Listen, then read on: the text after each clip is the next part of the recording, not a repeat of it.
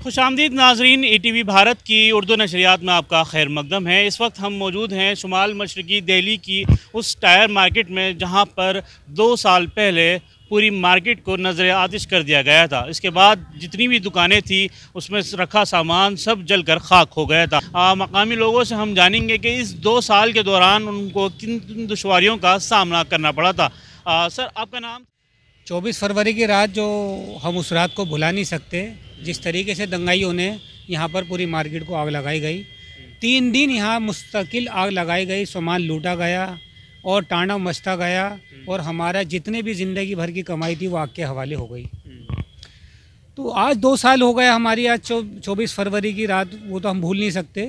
लेकिन हमने उस 2 साल के पीरियड में कितना अपनी ज़िंदगी को स्ट्रगल्स करा, कितनी अपनी ज़िंदगी में जो भाग दौड़ करी है वो हम ही जानते हैं। किसी ने भी कोई साथ नहीं दिया, किसी ने भी कोई सहारा नहीं लगाया। हालांकि हुकूमत ने हमसे यूँ कहा था कि भाई 5-5 लाख रुपए आप दुकानदारों को मिलेंगे, लेकिन वो 5-5 लाख रुपए नहीं मिले। SDM की तरफ से सर्वे वगैरह भी कराए गए थे सरकार की तरफ से, क्या यहाँ पर कोई सर्वे किया गया था सरकार की तरफ से?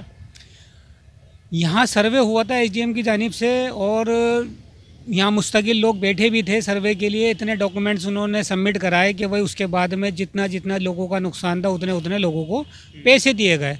कम से कम 37,000 रुपये एक दुकान को दिए गए। ज़्यादा से ज़्यादा इसका नुकसान बहुत था, उसको ज़्यादा 2,40,000 रुपये दिए गए हैं। बस 5 लाख रुपये कहीं नहीं मिले, किसी को भी नहीं मिले। अच्छा, 2 साल के वक्फे में कोरोना भी आया बीच में और लॉकडाउन भी लगा, तो किस तरह से जो 2 साल का वक्फा गुजारा है आपने, किन दुश्वारियों के साथ वो गुजारा? भाई वो 2 साल का पीरियड तो हम अपनी तमाम ज़िंदगी में नहीं भुला सकते, क्योंकि हमारा तो यहाँ सब कुछ लूट गया था, बर्बाद हो गए थे। जैसे न तैसे हमने अपनी अहलिया के, अपनी बीवी के जेवर वगैरह ला करके गिरवी रखवाए। किसी ने अपने जेवर को बेच करके थोड़ा बहुत सामान इकट्ठा करा कि वह चलो जी दोबारा से नई ज़िंदगी शुरुआत करेंगे। वो शुरुआत करनी ही थी कि वह इसके बाद लॉकडाउन का एक बहुत लंबे पीरियड हमारी ज़िंदगी में गुजरा है, जिसकी वजह से हमने अपनी ज़िंदगी को, अपने बीवी बच्चों को जो पाला है वो NGO के रास्ते से, SDM के रास्ते जो खाना बढ़ता था, हमने वो दौर भी देखा है कि वो हम यहाँ आ नहीं सकते थे। 3 महीने मुस्तकिल यहाँ, एक तो ये मार हो गई, दूसरी ये मार हो गई कि हम किस तरीके से अपने बीवी बच्चों को पेट भलें। तो बहुत ज़िंदगी का हमने स्ट्रगल्स करा। यहाँ पर हमने कमीशनों पे काम करा, लोग एक दूसरे से माल लाते थे, बेचते थे, फिर जा कर के यहाँ इस काम को करा गया। जब यहाँ पे आग लगाई गई थी तो आपका तकरीबन सब कुछ जलकर खाक हो गया था, तो किस तरह से उसकी शुरुआत की थी? सर जी बहुत बुरा हाल है, अब तक नहीं संभले हम। यहाँ तक कि अभी उधार देना बाकी है हमारा, मुझे अभी माल का जी कम से कम मुझे अभी 80-90 रुपये देने माल के। बस मैं जानता हूँ मैंने किस तरह काम चालू करा, किस तरह बच्चों को पाला, किस तरह स्कूल भेजने हिसाब, ट्यूशन वूशन सब खत्म। मगर अब जाके थोड़ा सा भर हुआ है, थोड़ा आसरा। मगर हुकूमत की तरफ से हमें कोई फ़ायदा कुछ नहीं हुआ, कोई फ़ायदा नहीं हुआ। 20-25 हज़ार में क्या हो रहा है? कम से कम 4.5-5 लाख का नुकसान था खाली मेरा अकेले का, और बाकी और भाइयों का किसी 20 का, किसी 25 का बेचारों का। यहाँ तक के पैसे तक के जल गए लोग बागों के रखे हुए, क्योंकि सुबह लाना माल वालों को, शाम को देने, पता थोड़ी थी आग लग जाएगी मार्केट के अंदर। अच्छा, जमीयत का ये दावा है कि यहाँ पे तमाम जो दुकानें हैं उनको उन्होंने तामीर कराया है, क्या है? जी हाँ जी, सब कुछ सही है, सही कहना है आप। सारा काम उन्होंने करवाई, तैयार दुकानें बनवाना, नीचे से ऊपर तक रंग पेंट सब कुछ उन्होंने कराया है। अगर वो नहीं होते तो अभी तक हम बैठे हुए होते। माल ले आना घर पे, सुबह लाना, ये होता हमारा।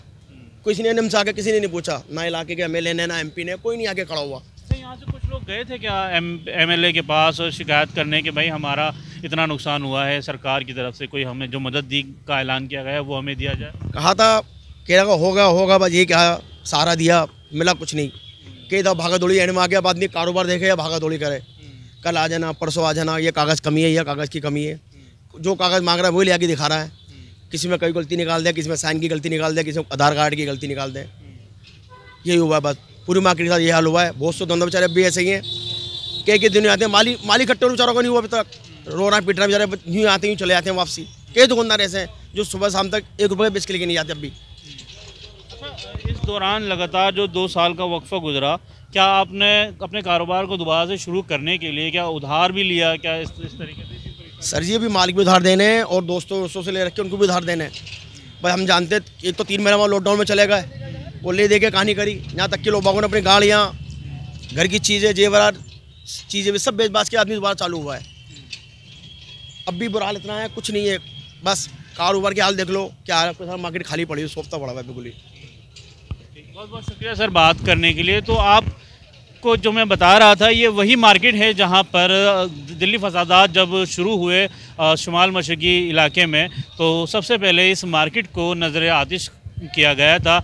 और ये रात के टाइम में, हालांकि इसके करीब ही एक पुलिस चौकी भी है जो बिल्कुल इससे लगी हुई है, उसके बावजूद यहाँ पर आग लगाई गई और आग लगाने के बाद पूरी मार्केट को जलाकर खाक कर दिया गया था।